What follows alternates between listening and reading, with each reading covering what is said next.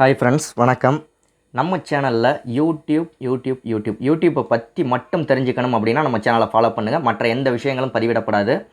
So நம்ம சேனலில் street food தமிழர் அப்படிங்கிற ஒரு நண்பர் ஒரு கேள்வி கேட்டிருந்தார். கம்யூனிட்டி டேப் எப்படி யூஸ் பண்ணுறது அப்படின்னு சொல்லிட்டு. நீங்கள் புது யூடியூபராக இருந்தீங்கன்னா கூட இந்த வீடியோவை ஃபுல்லாக பாருங்கள். கம்யூனிட்டி டேப் உங்களுக்கு எனபிள் ஆனதுக்கப்புறம் எப்படி யூஸ் பண்ணணும் அப்படின்னு இப்போவே கற்றுக்கோங்க.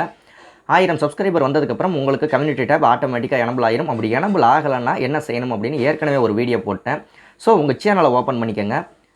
அதில் கம்யூனிட்டி அப்படிங்கிற ஆப்ஷனை கிளிக் பண்ணுங்கள். கிளிக் பண்ணிங்க அப்படின்னா இப்போ யூடியூப்பை பொறுத்த வரைக்கும் கம்யூனிட்டி டேப்பில் போடுற ஃபோட்டோக்கள்லாம் வந்து சதுரமாக தான் இருக்கணும் அப்படின்னு ஒரு அறிவிப்பு வெளியிட்டிருக்காங்க. ஸோ நீங்கள் சதுரமாக போட்டிங்கன்னா தான் உங்களுடைய சப்ஸ்கிரைபர்களுக்கு சீக்கிரமே போய் சேரும், நல்லாவும் தெளிவாகவும் போய் சேரும். ஸோ முடிஞ்ச வரைக்கும் சதுரமாக போடுறதுக்கு பயன்படுத்திக்கோங்க. சதுரமாக போடுறது மட்டும் இல்லாமல் இதில் என்னென்ன ஆப்ஷன் கம்யூனிட்டி டேப்பில் இருக்குது அப்படின்னு பார்க்கலாம். இந்த போஸ்ட் அப்படிங்கிற இடத்த கிளிக் பண்ணுங்கள்.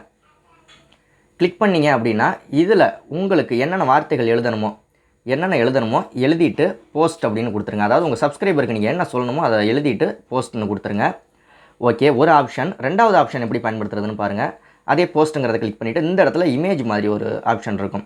அதை கிளிக் பண்ணிங்க அப்படின்னா நீங்கள் ரெடி பண்ணி வச்சுருக்க ஃபோட்டோக்களை இதில் அப்லோட் பண்ணிக்கலாம். ஸோ இது ரெண்டாவது ஆப்ஷன். ஃபோட்டோ அப்லோடு பண்ணி விட்டுட்டு உங்களுக்கு என்ன எழுதணுமோ எழுதி மேலே போஸ்ட்டுன்னு கொடுத்தீங்கன்னா போஸ்ட் ஆயிரும். அடுத்ததாக மூணாவது ஆப்ஷன். இங்கே இருக்கிற ஒரு 3 கோடுகள் மாதிரி இருக்கும். இதை கிளிக் பண்ணிங்க அப்படின்னா நீங்கள் என்ன எழுதணுமோ எழுதிக்கலாம்.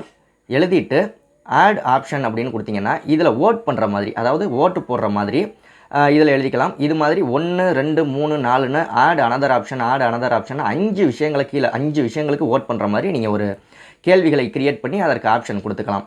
இந்த ஆப்ஷனும் கம்யூனிட்டி டேப்பில் இருக்குது. இது எதற்காக அந்த கம்யூனிட்டி டேப் அப்படின்னு ஃபஸ்ட்டு புரிஞ்சுக்கோங்க. நிறைய பேர் சப்ஸ்கிரைப் பண்ணியிருப்பாங்க, சில பேர் பெல் ஐக்கானை கிளிக் பண்ணாமல் விட்ருப்பாங்க. அதனால் அவங்களுக்கெல்லாம் நோட்டிஃபிகேஷன் போகாது.